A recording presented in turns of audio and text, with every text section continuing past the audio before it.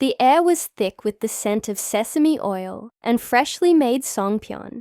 As I stepped into the hanok, where my family had gathered for the reading of my father's will. It was Chuseok, the harvest festival, a time when families reunite to honor ancestors and share warmth.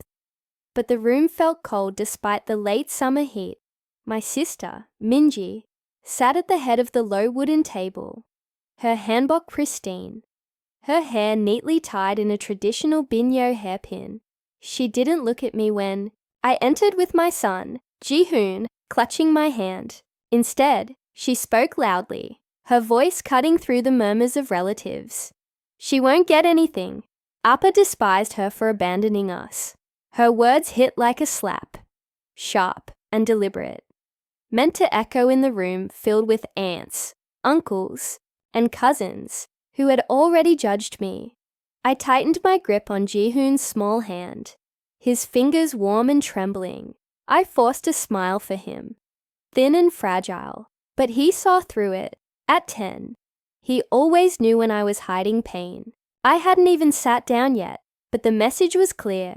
I wasn't welcome in this family, not anymore.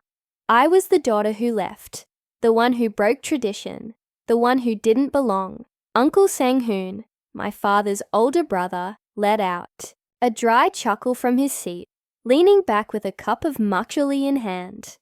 Even her son knows she's a failure, he muttered, glancing at Ji-hoon like he was just a prop in their narrative. Ji-hoon's eyes dropped to the floor and my heart cracked.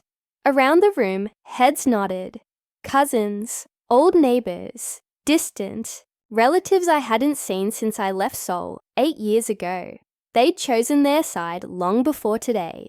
I swallowed hard, my throat dry as the scent of pine from the ancestral tablets mingled with Eun-ji's jasmine perfume. My pulse pounded in my ears, humiliation burning my cheeks. I led Ji-hoon to the far end of the table, away from the others, and sat on the floor cushion.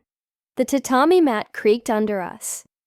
Ji-hoon climbed beside me, his legs too short to touch the ground, his hands folded in his lap, like he wanted to disappear. Eun-ji turned her head slowly, her eyes meeting mine with a smile that held no warmth, only pity laced with venom. "You know this is pointless, right, Eun-ji?" she said, her voice smooth as silk. "Appa rewrote the will. You're not in it. He said you were dead to him." I couldn't speak. My tongue felt heavy, useless. I nodded slightly, as if I understood. But inside, I was screaming. Why did I come? I had hoped, foolishly, that there might be something, a note, a memory, a sign that my father, Park Young-sik, had remembered me. Instead, I was back in the one place I swore I'd never return to, surrounded by people who had erased me long before they gathered to divide his legacy. Just as I was about to stand, to leave before they began carving up the estate, like vendors at a market, the sliding door creaked open. Mr. Kim, my father's lawyer, entered, clutching a thick folder. His suit was neatly pressed, his eyes tired but unreadable. The room fell silent, everyone sitting straighter, ready for the division of assets. I braced myself for nothing, expecting to leave with the same emptiness I carried in. But Ji-hoon, my quiet, watchful son, had brought something with him, something that would unravel everything they thought they knew. "You forgot the video he recorded," Ji-hoon said, his voice small but steady, cutting through the tension like a knife. It had been 8 years since I last sat in a room like this, surrounded by family. 8 years since I left Seoul with Ji-hoon, then just 2 years old, fleeing a life that suffocated me. I left, not because I wanted to, but because I had to. Because every conversation with my father ended in silence, or shouting. Because every Chuseok or Seolol felt like performing for a family that judged my every move. The envelope inviting me to the will reading arrived 3 days after Appa's funeral. No note, just the date, time, and address in Mr. Kim's formal script. I thought it was a mistake, maybe meant for Min-ji, or worse, a cruel joke, but Ji-hoon insisted we go. We should, Ioma, he said, his eyes wide and certain. Maybe there's something you need to hear. So we came. I wore a simple hanbok, muted grey, the one I hadn't touched since my mother's memorial. Ji-hoon wore a small hanbok too, navy blue, chosen carefully from his closet. I tied his hair back that morning, my hands shaking, and he told me I looked beautiful. He didn't know I hadn't slept. Terrified to face the family, who had called me a traitor for leaving a marriage that was breaking me, Min-ji, the perfect daughter, stayed. She cared for Appa, cooked his favorite kimchi jjigae, and made sure everyone saw her devotion. She spun the story so often it became truth. Eun-ji abandoned the family. Eun-ji couldn't handle duty. Eun-ji ran away. They never asked why I left. They didn't know, or didn't care, that Appa stopped speaking to me after I refused to stay in a marriage that drained my soul. That when I showed up at his door with Ji-hoon and a single bag, he closed it without a word. That the man who was supposed to be my rock had become another wall. Uncle Sang-hoon echoed Appa's bitterness. Family is duty. You don't abandon blood. Min-ji weaponized their words, painting me as the daughter who failed. So I stopped trying. I built a quiet life for Ji-hoon and me in Busan, where we had tteokguk on Seollal and watched the sunrise over the sea. It wasn't much, but it was ours. Peace, love, and small joys. Still, a fragile hope lingered that Appa might have left something behind, a sign he regretted shutting me out. That's why I opened the envelope, why I came. But sitting in that hanok, surrounded by judgmental eyes, I felt foolish for hoping. Ji-hoon, though, was calm, his eyes scanning the room, like he was waiting for something. Mr. Kim cleared his throat and opened the folder, reading the will in a monotone. I barely heard the legal jargon, my mind spinning with what I knew was coming. My name wouldn't be there. Still, every pause made me hold my breath, hoping against hope. But it was as expected. To my daughter Min-ji, I leave the family home, in Gangnam and all its contents. Min-ji's face stayed still, but her satisfaction was palpable. To my brother Sang-hoon, the vacation home in Jeju, and all shares in the family business. Sang-hoon smirked, sipping his macchioli. To my nephew Min-soo, the ancestral farmland in Gyeonggi-do. Min-soo, who once mocked me for crying at a family gathering, grinned. Then came the line I dreaded. As previously declared, my daughter Eun-ji will not receive a portion of this estate. It was final, like the closing of a temple gate. Ji-hoon's hand found mine under the table, grounding me. Min-ji scoffed softly, whispering to her husband, "Told you." Sang-hoon shook his head, louder than necessary. Takes a certain kind of person to abandon her own father. The room's silence was deafening, their judgment heavier than the ancestral tablets on the altar. Then Ji-hoon spoke, his voice piercing the quiet. You forgot the video he recorded. The room froze. Min-ji blinked. Sang-hoon sat up. Mr. Kim paused, pen hovering. I turned to Ji-hoon, confused. What video? I whispered. He reached into his small backpack and pulled out a sealed envelope, slightly crumpled, with my name, in Appa's sharp handwriting, and the words, "For the lawyer only if it gets ugly." It had gotten ugly. I stared, my heart racing. Ji-hoon, where did you get this? He looked at me, steady. Harabaoji gave it to me when I visited him. He said to keep it safe. I remembered that day. Ji-hoon had gone with our neighbor to drop off rice cakes at Appa's house. I didn't know they'd spoken. Mr. Kim took the envelope, his face unreadable. The room leaned in as he tore it open. revealing a USB drive and a note in Appa's handwriting. Eun-ji scoffed. This is absurd. He never mentioned a video. Sang-hoon leaned forward. Could be fake. Mr. Kim raised a hand. It's time-stamped and authenticated. I recognize the signature. I'm legally bound to play it. He plugged the USB into a laptop. The screen flickered, showing a single word. Play. The air shifted, heavy with anticipation. I gripped my cushion, my breath shallow. Why a video? Why Ji-hoon? What could Appa possibly say now? Ji-hoon sat still, eyes on the screen, unafraid. Minji's face paled. Sang-hoon stopped sipping his macchioli. Mr. Kim pressed play. The screen lit up, and there was Appa, older, thinner, sitting at his ancestral desk with the family's old calligraphy scroll behind him. He wore the wool vest I'd gifted him for his last birthday, one I thought he'd never worn. His hands were clasped, his expression tired but soft. "안녕하세요, Eun-ji," he began, looking into the camera. My breath stopped. "If you're watching this, I'm gone." And things likely got messy at the reading. I didn't expect harmony. I know what they think of you, what I let them think. He swallowed, his fingers twitching, a habit we shared. I was wrong, Eun-ji. I believed. Minji, Sang-hoon, everyone who said you left because you didn't care. I never asked your side. You tried, and I shut you out, you and Ji-hoon. Minji shifted uncomfortably. I couldn't look at her, my eyes glued to Appa. I thought strength meant upholding family pride, that your leaving was betrayal, but strength is protecting your child, putting their happiness first. You did that. You did what I failed to do. His voice cracked. I met Ji-hoon when he visited.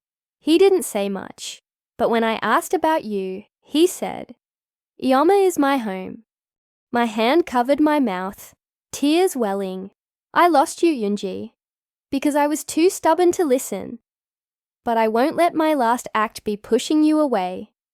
He looked directly at the camera. I've changed the will. The house in Gangnam. The savings. The family's ancestral fund. It's yours and Ji-hoon's. A trust for his education too. It doesn't fix what I broke, but I want you to have the peace I couldn't give you. The room gasped. Minji muttered something sharp. Sang-hoon's macchioli cup hit the table. Appa continued. If they're angry, let them be. You endured. You raised Ji-hoon with love. That's more than I ever did. His eyes softened. I'm proud of you, Eun-ji. I love you, always. Did. Just didn't know how to show it. Take care of Ji-hoon. Tell him thank you. The screen went black. Silence enveloped the room, heavy and sacred. I sat, tears streaming, hand over my mouth, feeling a weight lift, a burden I hadn't named. Ji-hoon squeezed my hand, his small smile saying he'd known all along. Minji stood, her hanbok rustling, and stormed out, her husband trailing. Sang-hoon sat, jaw tight, then left without a word. The others followed, some avoiding my eyes, others offering quiet nods. Mr. Kim closed the folder. There's paperwork, but it's in order, he said softly, then left us. The silence that followed was different, peaceful, whole. I kissed Ji-hoon's forehead, my heart full of love, grief, and relief. Thank you, I whispered. He tilted his head. For what? For being braver than me, for holding on to what mattered. He smiled. I just wanted you to hear him. We stayed in the hammock a little longer, the scent of songpyeon lingering. For the first time, I felt I belonged, not just in that room, but in the family I thought had erased me. Appa's words echoed. I'm proud of you. 3 words I never expected. Words that healed years of silence. As we left, holding hands, the Chuseok moon hung full in the sky. a reminder of family, forgiveness, and the truth that finds its way, no matter how long it takes. As Ji-hoon and I stepped out of the hanok into the cool Chuseok evening, the moon cast a soft glow over the courtyard, illuminating the persimmon tree that had stood there since I was a child. Its branches were heavy with ripe fruit, a symbol of abundance and family ties in Korean tradition, yet it felt like a quiet witness to the years of distance between me and my kin. Ji-hoon's hand was still in mine, warm and steady, grounding me as the weight of my father's words settled deeper into my chest. The hanok's wooden gate creaked shut behind us, and for a moment we stood in the stillness, the distant hum of Seoul's city life blending with the cricket's song. I looked down at Ji-hoon, his small face lit by moonlight, his handbag slightly wrinkled from sitting so long. "Are you okay, Yama?" he asked, his voice soft but searching, as if he could sense the storm of emotions swirling inside me. I knelt to his level, brushing a stray lock of hair from his forehead. "I'm okay," I said, my voice steadier than I felt. "Because of you." His eyes, so much like my father's in their quiet intensity, softened into a smile.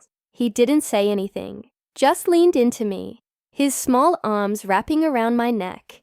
In that embrace, I felt the strength I'd spent years building, not just for me, but for him, the son who carried my heart and somehow my father's truth. The drive back to Busan was long, the roads quieter than usual, as families across the country gathered for Chuseok feasts. Ji-hoon fell asleep in the back seat, his backpack clutched to his chest, the same one that had held the envelope that changed everything. I kept the radio off, letting the hum of the car and the rhythm of my thoughts fill the silence. My father's voice played in my mind, not just from the video, but from memories I'd buried. His rare laughter when we'd make japchae together as kids. His proud nod when I graduated high school. The way he'd hum old trot songs while tending his garden. Those moments had been overshadowed by his silence in my final years with him. But now they flickered back to life, fragile but real. When we reached our small apartment in Busan, the sea breeze carried the faint salt of the ocean through the open window. I carried Ji-hoon inside, his head heavy on my shoulder, and tucked him into bed. As I set his backpack on the floor, I noticed a corner of paper sticking out, a small folded note I hadn't seen before. My breath caught as I recognized my father's handwriting again, this time addressed to Ji-hoon. I hesitated, then opened it, feeling like I was trespassing but unable to stop. "Ji-hoon, it began, in the familiar formal tone Appa used when he wanted to impart something important. "You're young, but you're wise. You see what others miss. I gave you that envelope because I knew you'd know when to use it. Your mother is strong, stronger than I ever was. She loves you more than I knew how to love her. Take care of her, and let her take care of you. You're my family, both of you. Harabeojai." I pressed the note to my chest, tears falling silently. Ji-hoon had known, even at 10, to carry this weight, to wait for the right moment. I folded the note carefully and slipped it into my pocket, a new keepsake to hold on to, like the jangu drum Appa used to play at family gatherings, or the recipe for his favorite galbi-jjim I'd memorized as a girl. The next morning, Chuseok dawned bright, the sun glinting off the sea. Ji-hoon and I set up a small jesasang, the ancestral memorial table, in our living room. It was simpler than the ones at the hanok.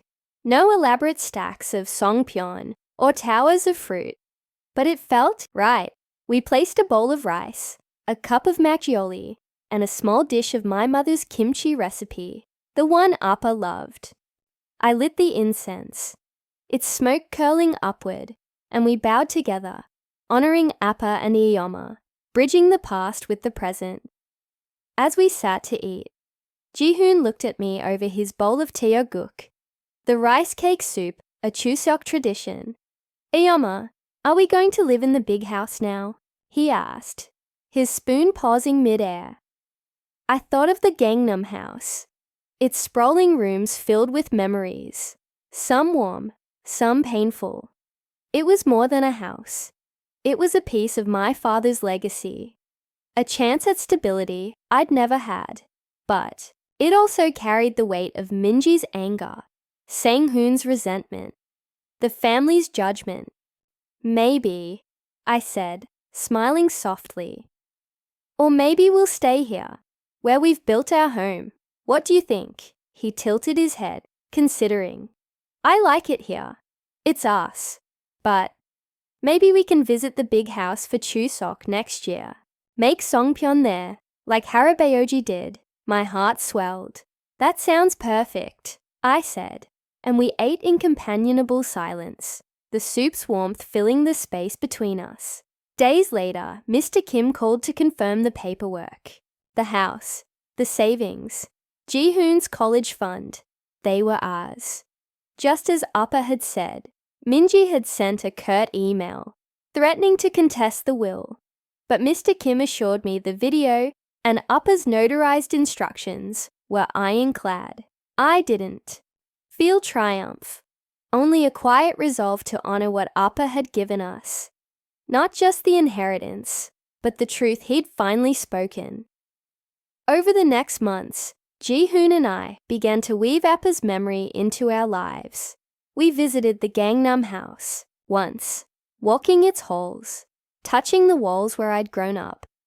I found Appa's old gardening tools in the shed, and Ji-hoon asked to plant a persimmon tree in our Busan yard, a nod to the one at the hanok. We cooked his recipes, galbi jjim, doenjang jjigae, and shared stories, not just of the pain, but of the man who, in his final days, chose to see me. Minji and I didn't speak again, and maybe we never would. Uncle Sang-hoon sent a single text, gruff but neutral, respect his wishes. It was enough. The family I'd lost had been replaced by the one I'd built. Ji-hoon, me, and the memory of a father, who, in the end, found his way back to us. On the next Seolal, as we watched fireworks burst over Busan's skyline, Ji-hoon leaned against me. Eun-ji, do you think Harabaoji is watching? He asked. I looked up at the sky, the colors reflecting in his eyes. I think he is, I said. And I think he's smiling. This Chuseok, this new year, this life, it was ours, whole and unbroken, rooted in love and the truth that Ji-hoon had carried for us both. And in that, I found not just peace, but a home that no one could take away.